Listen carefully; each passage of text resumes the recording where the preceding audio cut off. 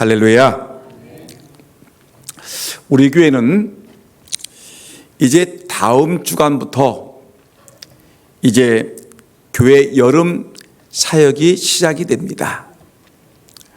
물론 지금 특별 새벽 기도회도 여름 사역의 일환이기도 하지만, 그러나 우리 교육부서 또 선교부서에서 이 사역하는 것은 너무너무 중요한 행사입니다. 1년 중에 제일 중요한 많은 일들을 7월 달과 8월 달 2달 사이에 이 엄청난 일들을 우리가 해 나가야 되는 것입니다. 우리 교회 교육부서가 여러분 7부서가 있다, 6부서가 있다 하는데, 유치부, 유초등부, 중고등부, 청년부, 청년부반, 그 다음에 우리 장애인들을 지도하는 사랑부가 있습니다. 교육부서가 6개가 있고요. 그 다음에 장년부서가 있습니다. 그 다음에 이렇게 7부서가 있는데, 그런데 또 올해는 이제 선교부에서 이제 8월 18일부터 28일까지 이 10하루 동안 이 네팔 선교를 가게 되었습니다. 그러니까 아주 유치부부터 장년부까지 아주 이 모든 행사들이 꽉 차 있습니다. 근데 이거를 2달 사이에 이 일을 감당해내는 것입니다. 여러분, 2달 사이에 모든 성도들이 어린 유치부 아이들부터, 유치부라기도 그렇지만 영아부 아이들로부터 해서 여러분 작년 노년에 이르기까지 모든 성도들이 참석해가지고 정말 영적인 열매를 거두는 아주 중요한 사역입니다. 여러분, 이렇게 중요하기 때문에 교회는 이 행사가 시작되기 전에 먼저 특별 새벽 기도를 시작해서 기도하지 않고는 이렇게 엄청난 큰 일을 우리가 감당할 수 없다. 인간의 힘으로 안 되고 하나님이 우리에게 힘을 주시고 은혜를 주시고 능력을 주셔야지 우리 주일학교, 성경학교를 수련회를 제대로 할 것이고, 장년부 수련회가 은혜 중에 맞춰질 것이고, 그리고 네팔 선교도 은혜 가운데 잘 다녀올 것이다. 그래서 여러분, 그래서 교회에서는 어떻게 합니까? 특별 새벽 기도 하지 않습니까? 그리고 교회에서는 엄청난 재정을 투입을 합니다. 각 부서의 성경학교의 비용들을 다 부담합니다. 그러면서 또한 어떻게 하죠? 각 구역에서 구역원들이 힘을 합쳐서 우리 구역은 유치부를 돕겠습니다, 우리 부서는 주일학교 유초등부를 돕겠습니다, 학생부를 돕겠습니다 해서 각 부서에 우리 구역원들이 힘을 합쳐서 얼마간에 필요한 그 예산을 후원하고 있습니다. 여러분, 왜 그러냐면 교회가 이렇게 열심을 내는 이유, 재정을 투입하고 기도하고 온 교우들이 힘쓰는 이유는 뭐냐면, 바로 어린아이와 청소년과 청년들에게 이렇게 하나님의 말씀을 가르치는 우리 교육에 투자하기 때문에 그렇습니다. 교육인 것입니다. 여러분, 교육이라는 것은 가장 효과적인 신앙교육이기 때문에, 신앙훈련이기 때문에 우리가 교회에서 이렇게 교육이라는 것을 강조하고 있는 것입니다. 지금 우리가 살고 있는 세상을 우리는 뭐라고 하냐면 첨단 과학 시대라고 얘기합니다. 첨단 과학 시대다. 그런데 첨단 과학 시대가 오게 된 결정적인 이유는 교육입니다. 교육이 있었기 때문에 첨단 과학 시대가 오게 된 것입니다. 여러분, 우리 대한민국이 선진국이라고 얘기하지 않습니까? 여러분들이 요즘 도심지나 농촌이나 어느 곳에 가든지 많은 사람들이 해외여행을 많이 다니고 있습니다. 우리 교회 교인들도 어느 날 보게 되면 사람들이 쑥 빠져나갔습니다. 보면 다 일본에 가 있습니다. 베트남에 가 있고 태국에 가 있고, 많은 사람들이, 우리 교회 교인들도 많은 성도들이 외국에 나가는데, 외국에 나가서 보시면 알겠지만 여러분, 대한민국은 분명히 선진국 대열에 서 있습니다. 근데 선진국이 됐던 이유가 뭐냐면 바로 우리 대한민국은 교육에 대한 열정이 있었기 때문에 우리 대한민국이 세계에서 제일 가난한 나라가 이제는 선진국 대열에 서게 된 것입니다. 뭐냐? 교육인 것입니다. 여러분, 근데 일본이라는 나라 있지 않습니까? 근데 가만히 보게 되면 여러분들 일본을 가보셨지만, 저도 일본을 몇 차례 가봤지만, 이 일본이라는 나라가 사실 우리나라보다 좀 더 앞서 있습니다. 뭐 사실 여러분 기분 나쁜 소리 있지 못하지만 우리나라보다 좀 더 앞서 있는 데가 일본입니다. 근데 이 일본이 왜 한국보다 더 앞서 있느냐라고 얘기한다면, 일본은 우리 조선보다, 한국보다 서구의 교육을 일찍 받아들였습니다. 그 때문에 사람들이 일찍 깨우치고 일찍 사람들이 공부했기 때문에, 교육을 받았기 때문에 여러분 우리나라보다 훨씬 더 앞섰고 잘 살고 있는 것입니다. 지금도 여러분들이 TV 프로그램을 보게 되면 종종 나오는 영상이지만, 21세기 첨단 과학 시대를 살고 있는 이 시대에 여러분 지구 한 구석을 보게 되면 지금도 벌거벗고 옷을 입지 아니하고 여러분 원신같이 살아가는 사람들이 분명히 있습니다. 저 아프리카 밀림지대, 또 브라질의 어느 밀림지대를 가게 되면 사람들이 옷도 입지 아니하고 원시인들처럼 여러분 아주 이렇게 사람들이 살아가는 것을 볼 수 있는데, 이 사람들을 옷을 입는 교육을 받지 않았기 때문에 그렇습니다.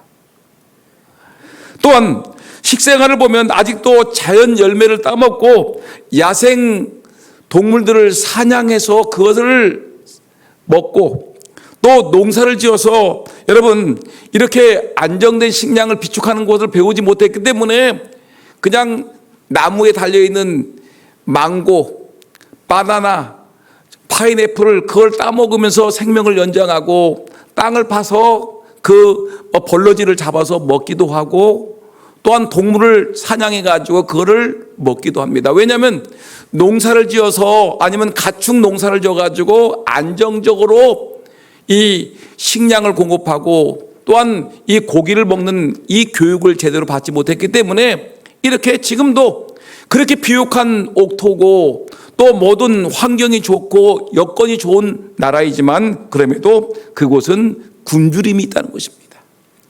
배가 고파요. 굶주려요. 그리고 제대로 교육을 받지 못했기 때문에 어떻게 살아갈 줄을 모르는 것입니다. 이런 걸 볼 때 여러분 선진국과 후진국의 차이, 후진국과 원시인의 차이점을 가만히 보니까 뭐가 문제냐면 사람들이 제대로 교육을 받지 못했기 때문에 그렇다는 것입니다. 우리 대한민국이 그렇게 전 세계에서 가난한 나라였음에도 불구하고 이렇게 잘 사는 나라가 된 이유 중에 하나는 바로 우리 아버지, 우리 어머니, 우리 할머니, 할아버지가 땅을 팔고 집을 팔아서, 아니 소를 팔아가지고 뭐 했습니까? 우리 아들, 딸들 대전으로 유학 보내고 서울로 유학 보내고 공부시켜가지고 오늘 이만큼 잘 살게 된 것입니다. 한마디 말하면 교육 때문에 그런 것입니다. 여러분, 이 삶을 향상시키는데 매우 중요한 것이 교육이라는 것인데, 얼마 전에 제가 들은 얘기인데 몽골 대통령이 이런 얘기를 했습니다. 뭐라고 했느냐면, 화면 보실까요? 시작. 몽골은 금방석을 깔고 있는 뭐다? 거지다. 다시 시작. 몽골은 금방석을 깔고 있는 거지라고 얘기를 했습니다. 왜 그랬을까요? 그 이유 보니까 이 몽골, 여러분 우리 선교팀이 몽골 갔다 왔죠. 몽골을 가게 되면 하루 종일 차를 타고 막 지나가도 끝이 안 보여요. 하루 종일 달려도 저 망망한 이 대륙이 보입니다. 그냥 끝이 없어요. 근데 그 고비 사막이라는 데가 있는데, 고비 사막에 묻혀 있는 석유가 얼마나 많은지 몽골 사람들이 100년 동안 그 석유를 써도 떨어지지 않을 만큼 엄청난 석유가 있는데, 이 몽골 사람들이 석유를 꺼낼 수 있는 방법들을 모르는 거예요. 석유를 이용할 수 있는 그런 교육을 받지 못했기 때문에 여러분 지금도 금방석을 깔고 있지만 뭐예요? 거지요. 석유를 가지고 있지만 어떻게 석유를 꺼내고 시추하고 어떻게 할 줄을 모르기 때문에 금방석을 깔고 있는 거지 같다라고 얘기를 했겠습니까? 교육이 얼마나 중요한 것을 알 수가 있습니다. 선진국이 뭐냐라고 얘기할 때는 저는 교육이다라고 얘기하는 것입니다. 그래서 여러분, 교회도 교육을 통한 신앙 훈련을 이렇게 열심히 하는 것입니다. 만일에 교회가 신앙 교육을 하지 않고 다음 세대 우리 유치부 아이들에게 또 유치등부, 중고등부 청년들, 청년 부부반, 또한 우리 연약한 장애 아이들이 있는 사랑부, 또한 우리 어른들에게 교육을 가르치지 않는다면 여러분, 미래가 없지요. 다음 세대를 키우지 않기 때문에 교회는 미래가 없는 세대가 되는 것입니다. 얼마 가지 못해서 교회는 문을 닫을 수밖에 없는 것입니다. 여러분들이 알다시피 여러분들이 서구 유럽 여행을 가게 되면은 그 유럽 여행 가게 되면 여러분, 예배당이 이거 우리나라에 이거 뭐 큰 예배당으로 하는 정도의 이건 버금gat은 아주 동네마다 그 돌로 화강암으로 지은 웅장한 예배당이 동네마다 다 있어요. 근데 그 예배당이 어떻게 됐다고 그랬죠? 그 예배당이 그렇게 웅장한 예배당, 몇백 명, 몇천 명이 들어가서 예배당에 다 줄을 쳐놨어요. 못 들어가게 해놓고서 예배당 드릴 수 있는, 그러니까 요 정도, 요 가운데 요 정도만 딱 해놓고서 거기서 한 3, 40명이 아니 뭐 열댓 명이 앉아가지고 거기서 예배를 드리고 있어요. 그 웅장한 예배당, 화강암으로 그렇게 몇백 년 동안 지었던 그 예배당에 몇 사람들이 앉아있는 이유는 뭐냐면 제대로 신앙교육을 하지 않았기 때문에 다음 세대가 다 끊어진 거예요. 그냥 어른들이 나이가 돼가지고 전도 안 하고 자기 자녀들을 교육시키지 않고 다음 세대를 키우지 아니하고 그냥 40대에 그냥 교육 안 시키고 50대에 그냥 넘어가고 70대, 80대 되니까 한 사람 한 사람 세상을 떠나면서 교회는 남아있는 사람이 없으니까 교회가 텅텅 비어 있는 것입니다. 교육의 부재, 신앙교육의 부재가 심각한 문제를 안긴 것입니다. 저는 늘 이런 생각을 합니다. 우리 대한민국 사람들, 예수 믿는 사람이든 예수 믿지 않는 불신자든지 간에 우리 이 대한민국에 우리 기독교에 대해서 감사해야 된다고 저는 생각합니다. 왜 대한민국이 이렇게 잘 살게 된 이유는 뭐냐면 철저하게 우리 기독교 복음을 선포했던 선교사들의 은혜요. 또한 이 복음을 받은 우리 교인들이 열심을 다해서 기도하고 하나님의 은혜를 받았기 때문에 이 대한민국이 이만큼 잘 살게 되었다는 것입니다. 그래서 대한민국이 부흥했던 원인이 뭐냐? 첫째는 뭐냐면 기독교 선교사들이 한국에 와가지고 한국에 와서 보니까 이 조선이라는 나라가 너무너무 가난한 나라예요. 막 우상에 쩌들어 있고 유교에 쩌들어 있고 그리고 정말 아무것도 없는 가난하게 그지없는 나라가 이 조선이라는 나라인데 이 조선이라는 나라가 살기 위해서는 두 가지가 있다. 첫째, 복음이다.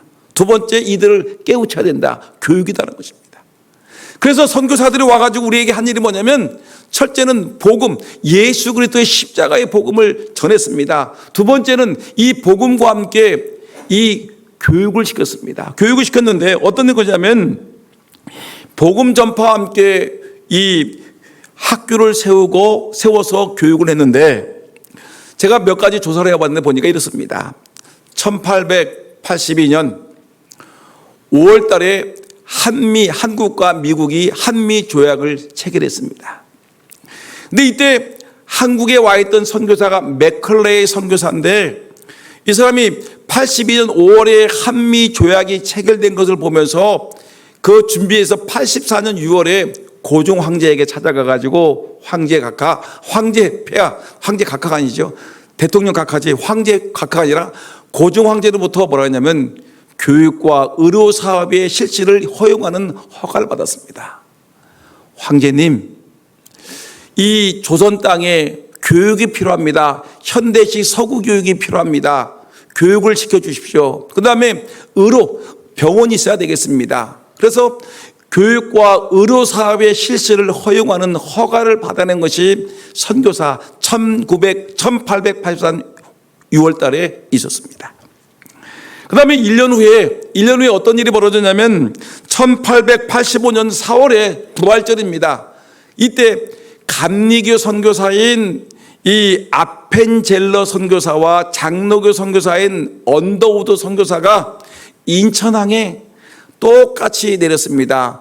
서로 장로교 언더우드 선교사가 먼저 발을 내디디면 장로교가 먼저 왔을 거라고 얘기하고, 이 아펜젤러 선교사, 감리교 선교사가 먼저 발을 내디디면 감리교가 먼저 이 땅을 밟았다고 얘기하니까, 너는 장로교, 너는 감리교니까 우리 선교사가 똑같이 발을 내디디자 해가지고 인천 앞바다에 이들이 감리교 선교사 아펜젤러, 이 장로교 선교사 언더우드 선교사가 똑같이 발을 내디뎌가지고 장로교 감리교 선교사가 똑같이 동시에 1884년 4월 부활절에 대한민국의 조선 땅에 입국을 했습니다. 근데 요 선교사들의 얘기를 읽어보게 되면 참 그 일기를 보고 또 기록을 보게 되면 재밌는 얘기가 나오는데, 이 감리교 선교사 아펜젤러 선교사의 일기를 보게 되면 이렇게 나왔습니다. 나는 지난 8월, 여러분 화면을 보세요. 나는 지난 8월 3일 4월 달에 입국했죠. 근데 나는 지난 8월 3일 월요일에 이경락, 고용필이라는 두 한국인에게 교육을 시작했다. 누구에게? 이경락과 누구예요? 조용필, 고용필이라는 두 한국인에게 교육을 시작했다. 이것이 배제라는 학교가 되었다. 여러분 배제학당 알죠? 배제대학교, 배제학당 알죠? 배제학교가 창립된 날짜가 언제냐면 1885년 8월 3일. 바로 이 아펜젤러 선교사가 8월 3일 날 1885년 이 지난 8월 3일에 월요일에 이경락, 고용필이라는 두 한국인에게 서구식 교육을 시켰는데, 이 교육을 시작한 것이 배제학당의 시작이라는 것입니다. 여러분 바로 이것입니다. 이들은 선교사들이 와가지고 학교를 세우기 시작했어요. 여러분 그의 일기를 좀 읽어보게 되면 이렇게 그들에게 가르치는 중 나는 그들이 예수의 교훈에 도달하도록 주께 기도하였다. 이들을 세상 교육을 시키지만 이들에게 세상, 이경락과 고용필에게 자기가 두 사람을 붙잡아 놓고 세상 교육을, 그러니까 이 영어 교육이든지 뭐 학문이든 무슨 교육을 시키든지 간에 결론은 나는 예수의 교훈에 도달하도록 나는 기도하고 있다. 세상 교육을 시키면서 이들이 어디로 가게끔 예수님을 만날 수 있도록 내가 이들을 위해서 기도하고 있다는 것입니다.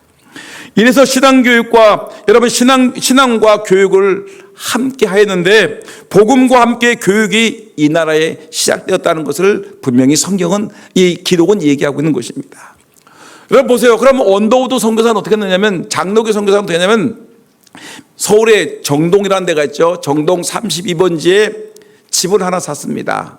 하나 사가지고 고아 몇 명을 불러들였어요. 고아를 모아가지고 그 집에서 이들을 데리고 복음을 전하고 뭘 했습니까? 이들을 가르치기 시작했어요. 고아들을 불러다가 이들에게 예수의 십자가의 복음을 가르치고 이들에게 현대식 교육을 가르쳤는데, 이것이 무슨 고등학교다? 경신고등학교의 전신이라는 것입니다. 경신고등학교에 되었어요. 여러분 그 다음에 보니까 의료선교사 알렌이라는 사람이 있습니다. 의료선교사 알렌이 한국에 왔는데 그때 무슨 일이 벌어졌냐면 갑신정변이 일어났어요. 갑신정변이 일어났습니다. 근데 이때 이 민비와 관련된 민영익이 이 자객들에게 칼을 맞아 죽어가고 있는데, 이때 의료선교사 알렌이 치료를 해서 서구식 교육으로 뭐 조선에 뭐 한방으로 침을 놔도 되는 것도 아니고 한방 약재를 달여서 칼에 맞은 사람이 여러분 살아난 것도 아니니까, 근데 의료선교사 알렌이 수술을 하고 약을 발라서 이 알렌 선교사의 그 의료 기술을 가지고 민영익이라는 사람이 칼을 맞아 죽어가는데 살렸어요. 그래서 그때 알렌 선교사가 이 민영익을 치료하면서 그 고종 황제가 병원을 허락했는데 그 병원 이름이 뭐냐고? 강혜원입니다. 근데 이것이 나중에 광해원이 최초의 병원이 되었는데 이 병원이 오늘날 무슨 병원이라고요? 연세 세브란스 병원이 되었습니다. 여러분 이렇게 되는 거예요. 여러분 근데 연세 세브란스 병원이 되었는데 그 세브란스 병원에서 뭐라냐면 거기서 아이들을 붙잡아 놓고 청년들 붙잡아 놓아서 물리를 가르치고 과학을 가르치고 의학을 가르치기 시작했는데 그 학교가 무슨 대학교? 연세대학교가 된 것입니다. 이화여대도 마찬가지죠. 여러분 이렇게 이 나라에 비로소 선교사들에 의해서 오늘날 한국이 무슨 나라가 되냐면 교육 강국이 되었습니다. 미국 사람들도 미국 대통령도 야 한국을 봐라. 저 대한민국을 봐라. 대한민국에 보니까 야 교육을 시키는데 대단하다. 한국의 부모님들이 자녀들을 어떻게 교육시키는 거 봐라. 대한민국의 교육의 열풍을 봐라 하면서 전 세계 사람들이 대한민국을 주목하는 것은 뭐냐? 뭘 바라냐면 이들이 대한민국이 가난한 나라가 이만큼 성장할 수 있었던 그 배경에는 선교사들이 있었다. 선교사들이 교육을 시켰다. 그래서 이 대한민국이 복음과 함께 이 현대식 교육을 통해 가지고 나라가 이만큼 성장했다라는 것을 많은 나라 사람들이 배우고 있는 것입니다. 믿습니까? 그러면 여러분 이렇게 교육이라는 것이 중요하지 않습니까? 우리나라가 이만큼 부흥하고 성장한 것도 여러분 이렇게 교육인데 교육은 세상 교육이 있지만 여러분 교회 교육이 있는 것입니다. 그래서 우리가 꼭 기억해야 될 것은 그러면 우리 교회 금산 장로교회 우리 교회 교육이 얼마나 중요한지를 우리가 이 시간 배워야 되는데 제가 오늘 말씀을 쭉 준비하는 가운데 느끼는 것이 세 가지가 있었습니다. 신앙교육의 중요한 세 가지 원리가 뭘까? 생각해보면 가장 첫째는 신앙교육은 나이가 어리면 어릴수록 좋다는 것입니다. 여러분 지금 우리 금산장로교에 보면 유치부가 있죠. 유치부인데 원래 이 유치부는 우리 교회 유치부는 사실은 영아부와 유치부로 나눠야 되겠죠. 근데 뭐 인원수라든가 여러 가지 환경이 안 좋으니까 영아부도 유치부 뭐 내일 모레 초등학교 들어갈 어린아이도 유치부로 이렇게 영아부와 유치부가 합쳐져 있는데 여러분 이렇게 어린아이들 쉽게 가면 뭐 태어나자부터 1살, 2살, 3살 이 아이 때부터 여러분 신앙교육을 시키는 것이 제일 좋다는 것입니다. 어떤 학자들이 얘기합니다. 어떤 사람들이 얘기하면 학자가 아니라 어떤 사람들이 얘기하기를 저 어린아이들이 지금 젖을 갓대 가지고 지금 아장아장 걸어다니는 저 아이가 무슨 신앙교육을 받을 수가 있겠습니까? 교육을 받을 수 있습니까? 라고 얘기를 하지만 여러분 이 교육학자들은 가능하다. 절대로 가능하다는 것을 강조하고 있습니다. 교육적인 효과가 이미 다 입증되었다는 것입니다. 교육 전문가들의 검증된 말에 의하면 어렸을 때 모태 신앙으로부터 교회에 나온 사람들의 신앙이 제일 건강하다는 것입니다. 그러니까 제일 좋은 신앙은 어떠냐면 여러분 모태 어머니부터 모태 신앙을 갖다 우리가 모태 그래서 별로 안 좋은 것 같지만 이 모든 신앙 교육을 시키는 모든 목사님들 모든 교육학자들의 얘기에 의하면은 뭐냐면 어머니 태중에서부터 이 예수를 믿기 시작했던 모태 신앙이 신앙의 제일 건강한 신앙이다라고 얘기를 하는 것입니다. 어려서부터 어머니 태중에서부터 믿음의 가정에서 이 잉태가 되었죠. 그리고 믿음의 아빠, 믿음의 어머니의 찬송과 기도와 예배를 통해서 어린아이가 태중에서부터 성장을 하지요. 그리고 믿음으로 이 믿음의 가정에서 아이가 응애하고 태어나지요.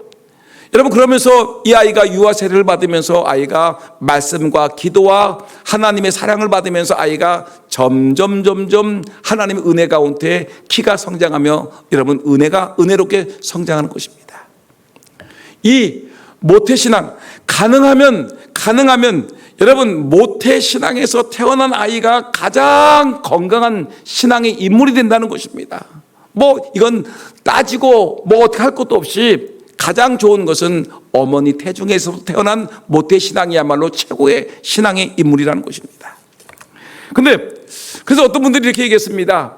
그래서 조사하기를 어렸을 때 모태신앙으로 태어난 사람과 고등학교, 중학교는 아니고 고등학교 때, 청년 때 예수를 믿었던 사람과 그 다음에 40대 이후에 예수를 믿었던 사람들의 신앙의 차이를 보는 것입니다. 과연 모태신앙 어려서부터, 그러니까 어머니 뱃속에서, 아니면 어머니 뱃속은 아니지만 어려서 유치원 때부터, 아니면 초등학교 유치동부 때부터 이때 예수를 믿은, 어려서부터 예수를 믿은 사람의 그룹과 고등학교 청년 때 예수를 믿었던 사람과 40대 이후, 50대 이후에 예수를 믿었던 사람의 신앙의 차이를 확인했는데, 시간적인 차이가 있듯이 뭐가 있냐면 신앙의 차이가 있다는 것입니다. 신앙의 차이가 분명히 난다는 거예요. 근데 여러분, 예수 믿기 전에 사람들은 어떤 일이 있느냐면, 예수 믿기 전에, 그러니까 40대 50대를 얘기합시다. 40대 50대에 예수를 믿은 사람들은 그 전에, 그러니까 10대 20대 30대 40대 예수를 믿기 전까지 자기가 마음속에 믿고 있었던 것이 있어요. 쉽게 얘기하면 불교. 어려서부터 불교를 다녔어. 근데 은연중에 이 불교라는 것이 이제 나오기 시작하죠. 또 어떤 사람은 심지어는 뭐냐면 이단에 빠졌던 사람들, 유교에 빠졌던 사람들, 또 그것이 점쟁이가 되었던, 무당이 되었던, 여러분 누구나 어떤 일이 벌어지게 되냐면 이 사람들이 은혜 가운데 늦게 예수를 믿게 되었어요. 늦게 예수를 믿었는데, 근데 예수를 잘 믿고 집사도 되었고 됐는데 한 10년 20년 흐르다가 갑자기 집안에 어려운 일이 생겼다고 생각해요. 위기를 만났어요. 위기를 만나게 되면 여러분, 우리 당연히 우리가 뭘 해야 되죠? 누구를 찾아야 되죠? 하나님을 찾는 거죠. 누구에게 기도하는 거? 하나님께 기도하러 나가죠. 근데 이 사람들이 뭐냐면, 사람들이 이 아주 심리라는 것이 아주 못돼가지고 어떤 일이 벌어지냐면, 자기가 예수를 믿은 지 5년이 되고 10년이 되고 20년이 됐는데 자기가 예전에 예수를 믿었던, 예수 믿기 전에 믿었던 불교, 이단, 또 이 점쟁이, 무당, 그 생각이 나는 거예요. 그 생각이 나가지고 사람들이 갑자기 위기를 만나게 되면 나도 모르게 하나님께 나와 기도도 하지만 어디로 가? 점쟁이를 찾아가기도 하고 무당집에 가기도 하고, 또 불교를, 예전에 내가 어렸을 때 불교를 믿었는데 그때 그 생각이 난다는 거예요. 그러면 자꾸만 신앙이 이게 뭐냐면 어려서부터 어떤 마음속에 심어졌던 그것들이 자꾸만 생각이 나가지고 그쪽 방향으로 막 기울어지는 경향이 있다는 겁니다. 그래가지고 이 신앙이 불안한 신앙이라는 거예요. 근데 그 반면에 어려서부터 믿었던 사람들의 신앙은 뭐냐면 배운 것이 몇 번이 없어요. 불교를 배웠겠습니까? 무당을 배웠습니까? 점쟁이를 배웠겠습니까? 아니면 이단을 배웠겠습니까? 어머니 태어나기 전부터 찬송을 배우고 말씀을 배우고 기도를 배웠기 때문에 이 아이들이, 이 신앙인들이 나서 커서도 잘못된 길로 가지 않는다는 것입니다. 여러분, 근데 이것이 어디에 성경적이냐면, 어떤 것이 이것이 성경적인 배경인데, 여러분 한번 잘 생각해 보세요. 출애굽 그 광야 시대를 한번 생각해 볼까요? 제가 그냥 허튼 얘기를 하는 것이 아니라 성경의 근거를 둔 얘기인데, 어떤 얘기냐면, 여러분 출애굽했던 성도들이 애굽을 나왔어요. 애굽에서 나왔어요. 출애굽을 했습니다. 근데 이 사람들은 그때 430년 동안 하나님의 백성이지만 뭘 했냐면, 뭐 애굽에서 뭐 했어요? 뭐 종로로 타면서 뭘 했냐면 그때 고기도 먹고 뭐 애굽에 있는 신들도 섬기면서 막 그냥 오락가락 했단 말입니다. 근데 이스라엘 때가 되면 뭘 하냐면, 위기를 만나게 되면, 홍해 바다를 만나게 되면, 위기를 만나게 되면 갑자기 모세에게 말하기를 우리 애굽으로 돌아갑시다. 막 먹을 물이 없으면, 마실 물이 없으면 우리 애굽으로 돌아갑시다. 거기에는 먹을 물도 많고 뭐도 많은데, 식량도 많은데 여기는 먹을 것도 없네. 애굽으로 돌아갑시다. 자꾸만 예전에 자기가 있었던 곳을, 예전 생각을 하는 건 거기 돌아갑시다. 그러니까 더 급해지니까 하나님의 도우심으로 홍해바다를 건넌 사람들이 시내산에서 머물게 되었는데, 율법을 왔는데 모세가 시내산에 올라가서 40일 동안 내려오지 않으니까 이들이 뭐랬냐면, 이 아론을 중심으로 무슨 생각을 하냐면, 야야야, 너를 금귀걸이 다 내놔, 빼. 금반지 다 빼. 그래서 뭘 만들었어요? 금송아지, 애굽에서 보았던 우상 땅지를 섬기는 것을 형상을 보니까, 야, 다 금반지 다 빼가지고 뭘 만드는 거예요? 형상을 만들어서 말하기를, 이 송아지가 우리를 애굽에서 이끌어내온 신이다, 홍해바다를 건너게 한 신이다, 우리를 이끌고 나간 신이다 하면 자꾸만 예전에 애굽에서 생각했던 그 생각을 하는 겁니다. 또 이 사람들이 뭐라고 하냐면, 광야 생활이 힘들지요, 어렵고 먹을 것이 없으니까 만나게 뭐냐면, 우리 애굽으로 돌아갑시다라고 얘기하면서 뭐라 하냐면, 우리가 애굽에서는 뭐도 먹었다? 고기도 실컷 먹었고 마늘도 먹고 부추도 먹었는데, 여기에는 마늘도 없고 부추도 없고 고기도 없고 하면서 투덜투덜거리면서 뭐합니까? 불평 불만을 늘어놓기 시작한 것입니다. 여러분, 바로 이거예요. 성경적인 근거를 보니까, 여러분, 그러니까 이 사람들이 어떤 일을 하냐면, 뒤늦게 예수를 믿고 나니까 어려운 일 만나면 하나님을 찾고 하나님께 기도해야 되는데 자꾸만 옛날로 돌아가고 싶은 생각들이 나는 것이라는 것입니다. 그래서 하나님이 어떤 무서운 심판을 했을까요? 이렇게 자꾸만 예전으로 돌아가자라고 한 사람들은 광야에서 40년을 뺑뺑이 시키면서 한 사람도, 여호수아와 갈렙 두 사람만 빼놓고 어떻게 했어요? 광야 40년 광야 생활에 다 죽여버렸어요. 너희들 가나안 땅에 못 들어가. 그리고 광야에서 하나님의 기적만, 하나님께서 홍해바다를 가르고 반석에서 물을 내고 하늘에서 만나와 메추라기를 내고 하나님의 기적, 하늘에서 구름기둥으로 불기둥으로 지켜주신 그 하나님 놀라운 기적을 바라본 광야 세대들만 어디로 갔어요? 어머니 뱃속에서부터 하나님 찾고 기도하고 하나님 기적을 바라보던 그 사람들은 어디로 갔습니까? 모두가 가나안 땅으로 들어간 것입니다. 여러분, 이걸 아셔야 됩니다. 그러니까 우리 신앙교육을 시키는데 정말 언제부터 시키는 게 더 좋다고요? 여러분들의 손주 때, 여러분 손주 있지 않습니까? 손주가 나면은 나중에 얘가 크면은 교육시켜야지, 그러지 마시고요. 어떡합니까? 가능하면 빨리 예배당에 데리고 나와야 된다는 거예요. 유치부로 보내든지 유년주일학교 보내든지. 여러분들 더 크기 전에 아이들이 머리가 커서, 우리 손주는 지금 중학교예요, 고등학교, 대학교, 여러분 그때까지 교회를 안 다니면 이건 힘은 들어요. 어떻게 합니까? 가능하면 신앙교육은 어려서부터 시키는 것이 유익하다는 것입니다. 그래서 유명한 그 구세군의 어머니 캐더린 부스라는 사람이 있습니다. 8명의 자녀를 두었는데 이 자녀들이 모두가 성공적으로 성공해서 자랐어요. 그래서 사람들이, 이 사람이 구세군 어머니 캐더린 부스는 아주 교육학자가 됐는데, 사람들이 물었습니다. 여사님, 어떻게 해서 아들 8명을 그렇게 훌륭하게 키우셨습니까? 그러더니 이 캐더린 부스가 얘기하기를, 읽어볼까요? 시작. 마귀가 가르치기 전에 먼저 가르치라. 따라합시다. 다시 시작. 마귀가 가르치기 전에 먼저 가르치라. 여러분의 자녀들이 세상에 물들이기 전에, 마귀가 여러분 자녀들을 물들이기 전에 먼저 예수 그리스도의 십자가의 복음을 가르쳐야 되지 않습니까? 천지를 창조하신 하나님, 예수의 이름으로 병든 자가 고침받고 예수의 이름으로 승리하는 여러분 하나님의 능력과 예수의 십자가의 복음, 예수님의 부활, 그 하나님께 예배하고 기도하고 여러분 찬송하는 것을 가르쳐야 되지 않겠습니까? 이것이 이번 여름 성경학교 기간 동안에 유치부, 유초등부, 중고등부, 청년부, 장년부, 여러분 사랑부, 이 성경학교 기간 동안에, 수련회 기간 동안에 이 예수 그리스도를 가르쳐야 되는 것입니다. 이거 안 가르치고 뭘 가르치시겠습니까? 여러분, 성경학교나 뭐든지 단지 물놀이라든가 수영이라든가 무슨 다른 레크레이션은 단지 복음을 전하기 위한 뭐예요? 수단이에요, 수단. 선교사들이 교육을 가르쳤는데, 학교를 세웠는데, 학교를 세운 이유는 뭐냐면 교육, 복음을 위해서, 복음을 복음을 하기 위해서 학교를 세운 거지, 학교 교육이 문제가 아니라 뭐예요? 하나님의 말씀을 가르치는 것이 우선이라는 것입니다.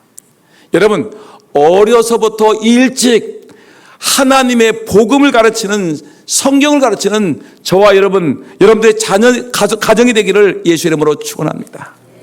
두 번째 신앙교육의 원리는 뭐냐면 뭘까요? 한번 물어보겠습니다.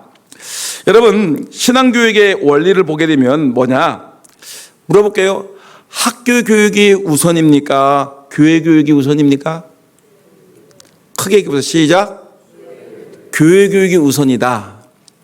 그러면 또 하나 물어봅시다. 교회 교육이 우선입니까? 가정 교육이 우선입니까? 알기는 잘 알아요. 알기는 잘 알아. 또 합시다. 신앙 교육은 가정 교육이 우선입니다. 그죠? 신앙 교육의 두 번째 가장 중요한 원리는 가정에서의 신앙 교육이 매우 중요하다는 것입니다.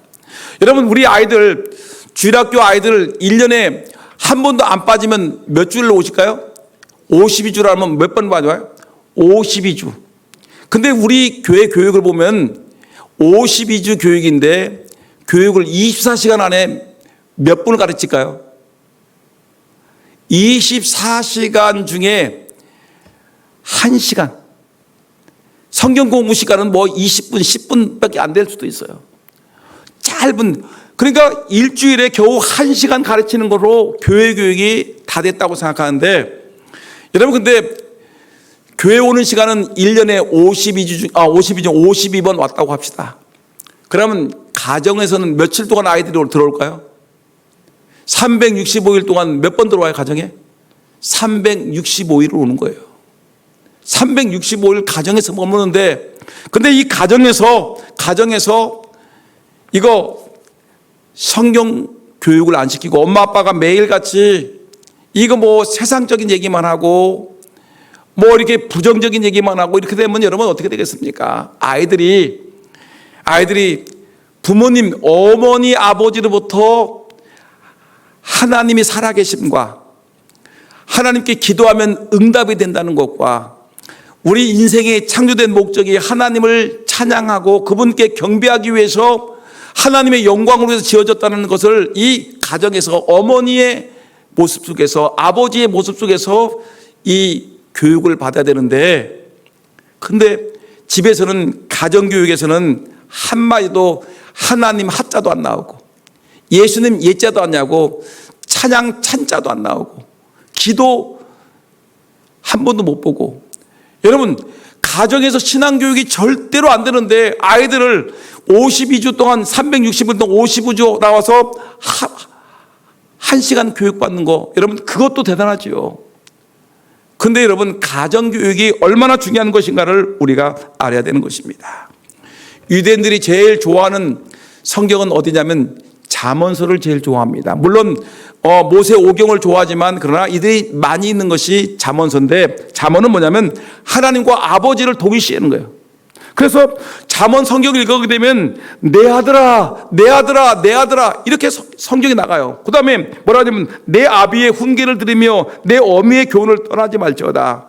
그러니까 잠언서를 보게 되면 이 아버지 어머니가 얼마나 중요하다는 것을 가르치기 때문에, 여러분 유대인들은 이 할아버지와 아버지와 아들과 손자 4대가 예배를 드려도 이런 이 세대 차이가 나지 않을 정도로, 이건 뭐냐면 자연스럽게 가정에서 신앙교육을 하니까 문제가 없는 것입니다. 그 때문에 여러분 기억하시기 바랍니다. 우리 성경에서는 이 창세기를 보게 되면 4대 족장에 나오죠. 아브라함은 누구에게 신앙교육을 시킵니까? 아들 이삭에게. 이삭은 누구에게 신앙교육을 시킵니까? 자기 아들 야곱에게. 또한 야곱은 누구에게? 12명의 아들에게 하지만 또한 요셉에게. 아버지가 아들에게, 아버지가 아들, 다시 시작. 아버지가 뭐다? 아들에게. 손을 이렇게 합시다. 아버지가 아들에게, 아버지가 아들에게. 아브라함이 누구예요? 아들 이삭에게. 이삭은 아들 누구에게? 야곱에게. 야곱은 누구에게? 요셉에게. 그래서 여러분 이렇게 신앙이 정했는데, 그래서 나중에 야곱이 하나님을 얘기할 때 하나님이 나타나서 뭐라 하냐면 너희의 조부 아브라함의 하나님, 너의 아비 이삭의 하나님, 아버지 할아버지의 하나님, 아버지의 하나님, 너 조부 아브라함의 하나님, 너의 아비 이삭의 하나님이 나다. 이렇게 얘기하시는 겁니다. 그 때문에 여러분 신앙교육을 정말 가정에서 잘 지키셔야 돼요. 가정에서 어려서부터 시켜야 되는데, 근데 시간이 많이 가니까 결론을 합시다. 그러면 세 번째 올리니까, 그러면 여러분 보세요. 어려서부터 교육을 시키는 게 중요한데, 그리고 가정에서 시키는데 뭘 교육을 시켜야 될까요? 따라합시다. 성경을 가르쳐야 됩니다. 뭘 가르칠까요? 성경을 가르쳐야 됩니다. 교회 교육에 있어서 가장 중요한 것이 무엇입니까? 라고 묻는다면 한마디로 말하면 성경이지요. 다른 게 아닙니다. 수학이 아닙니다. 영어가 아닙니다. 어떤 악기가 아닙니다. 다른 건 다 부수적인 것이고 먼저 가르쳐야 될 것이 하나님의 말씀, 예수 그리스도, 천지를 창조하신 삼위일체 하나님, 우리를 위해서 부활하신 그 예수 그리스도, 예수 그리스도의 십자가의 능력으로 우리가 병을 고치고 죄사함 받고 하나님 은혜를 받았다는 이 놀라운 이 성경, 이 예수 그리스도의 복음이 들어있는 성경, 하나님의 강력한 역사가 있는 이 성경책을 우리에게 가르쳐야 되는데, 여러분 성경을 왜 배워야 될까요? 성경을 왜 배워야 될까죠? 여러분 교회 나와서 성경을 배우는 이유가 뭡니까? 첫째, 두 가지가 이유였는데, 첫째는 성경 속에 뭐가 있어요? 구원에 이르는 진리가 있기 때문에. 따라합시다. 성경은 뭘 준다고? 구원을 우리에게 주는 책이기 때문에 성경을 공부시키는 거예요. 내가 성경을 공부해서 거기서 예수 그리스도를 만나고 예수 그리스도를 믿음으로 말미암아 내가 구원받았듯이, 여러분 우리의 아들도 우리의 딸들도 우리의 손주들도 우리 교회 주일학교 아이들도 성경을 읽다, 성경을 공부하다가 누구를 만나야 되는 겁니까? 예수를 만나 그 예수를 믿음으로 구원에 이르는 지혜를 만나는 것입니다. 그 때문에 성경을 공부하는 이유는 뭐냐? 아이들에게 뭘 주기? 하나님이 우리에게 주시는 구원을 주시기 위한 것이죠. 구원. 그래서 성경 공부는, 성경을 읽는 이유는, 성경을 공부하는 이유는 우리에게 구원을 주시기 때문에 그렇습니다. 두 번째, 여러분 디모데후서 3장 15절 먼저 읽어볼까요? 디모데후서 3장 15절 시작. 또 어려서부터 성경을 알았나니 성경은 능히 너로 하여금 그리스도 예수 안에 있는 믿음으로 말미암아 구원에 이르는 지혜가 있게 하느니라. 성경은 뭐예요? 믿음으로 말미암아 구원에 이르는 지혜가 있게 하느니라. 그러면 성경을 공부하는 두 번째 이유가 뭐냐면, 성경은 우리가 어떻게 살아야 하는지를 교훈한다. 어떻게 살아야 될까? 예수 믿는 사람들은 어떻게 살아야 될 것인가?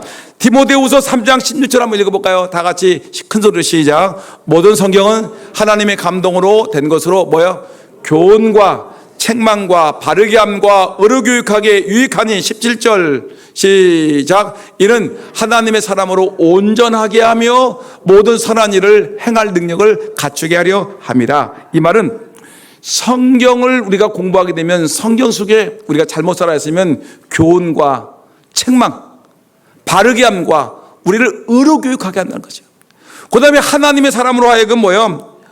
온전하게 하며 우리가 어떤 길을 걸어야 할지 선한 일을 행할 능력을 주는 책이 바로 성경이기 때문에 우리가 성경을 공부하는 것입니다. 여러분 이번 여름 성경학교 기간 동안, 수련회 기간 동안, 또한 여러분 우리가 무슨 일을 하든지 간에 이 구원을 주고 우리의 인생이 어느 길을 가야 될지, 어떻게 살아야 할지를 알려주는 성경을 가르치는 그런 주일학교가 되기를 예수 이름으로 축원합니다. 네, 마지막 예화를 봅시다. 뉴욕의 맨하탄이라는 곳이 있습니다. 여러분 여기 어디냐면 뉴욕의 맨하탄이라는 곳입니다. 오늘 찾아봤더니 이 사진이 그래도 제일 좋은 것 같습니다. 근데 이거는 뭐냐면 주변에는 뭐가 있냐면 섬이에요. 저도 안 가봤어요. 근데 책을 통해 보는 건데 주변이 섬인데, 근데 이 도시는 이 뉴욕의 중심부에 위치한 자치구인데 고층 빌딩과 이 랜드마크로 유명한 도시인데, 엠파이어 스테이트 빌딩, 센트럴 파크 빌딩, 타임스퀘어, 대표적인 이 빌딩 명소들이 있는데 인구가 약 170만인데 이 미국의 최고의 수준의 인구 밀도를 갖고 있는데 1인당 GDP가 요 도시 뉴욕의 맨하탄이라는 이 도시에는 여러분 얼마나 부자인지 1인당 GDP가 41만 달러. 41만, 우리나라가 GDP가 1인당 얼마죠? 3만 5천? 3만 5천인데 여기는 어디에 얼마라고요? 1인당 GDP가 41만. 그러니까 이 동네 사람들은 엄청나게 부자들만 모였는데요. 빌딩이 100층 이상 되는 빌딩이 주룩주룩 늘어서 있고 이 170만 사람들이 1인당 GDP가 41만인데 요 사람들의 돈 버는 것이 폴란드라는 나라의 1년 예산과 맞먹는 거예요. 엄청나게 부자 동네가 바로 뉴욕의 맨하탄인데 제가 맨하탄을 이렇게 부자 동시라고 얘기하는 것이 아니라 이 동네는 아까 보셨죠? 빌딩들이 어마어마하게 많습니다. 100층, 80층, 70층 꽉 찼는데 사람들이 말하기를 야, 저거 지진이 나면은 어떻게 될까? 지진이 나면 어떻게 될까라고 생각하지 않겠습니까?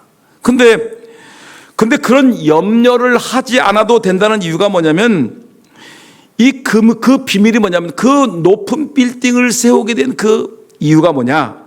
맨하탄은 그 집안이 거대한 암석으로 되어 있다는 것입니다. 바위를 깊이 파서 건물의 기초를 세웠습니다. 그래서 그곳에는 100층이 넘는 고층 빌딩들이 줄비하게 늘었습니다. 땅이 꺼지지도 않고 지진이 나도 끄떡없는 건물들이 바로 맨하탄에 있는 100층 이상들의 건물들이 줄비한데 여러분 이유는 뭐냐면 기초가 든든하다는 것입니다. 기초가 든든해. 건물을 질 때 제일 중요한 게 뭐죠? 기초지요. 기초가 제일 중요하지 않습니까? 그러면 여러분 오늘 제가 얘기하려고 하는 뭐냐면 우리의 신앙교육에 제일 중요한 것은 뭐냐면 신앙교육의 기초가 중요한데 이 기초는 세 가지 원리가 있어요. 뭐라고요? 어려서부터 공부시키자. 나이가 50, 60, 70 돼가지고 믿은 사람들은 어떻게 해요? 믿을 수가 없어요. 언제 도망갈 줄 몰라. 근데 어려서부터 믿은 사람들은 절대 도망갈 일이 없어. 한 번 믿으면 끝까지예요. 모태신앙. 어려서부터 유치원 때 주일학교 때 믿었던 사람들은 끄떡없어. 근데 50대, 60대, 70대 예수 믿으려고 하다가 어느 날 조금 어려우면 다시 도망가. 이런 사람들이 많다는 거예요. 다 그런 것이 아니라 그런 사람들이 종종 나타난다는 얘기죠. 두 번째 뭐예요? 신앙의 기초는 또 가정에서부터 시켜야 된다. 세 번째 뭘 시켜야 된다? 성경 교육을 시켜놓으면 그 기반이 단단하다. 여러분 이걸 기억하고 여러분 우리가 이번 여름 성경학교 여름 수련회 여러분 사역에 철저하게 여러분 하나님의 은혜 가운데 정말 어려서부터 또 가정에서부터 성경 교육을 시키는 그런 은혜가 있기를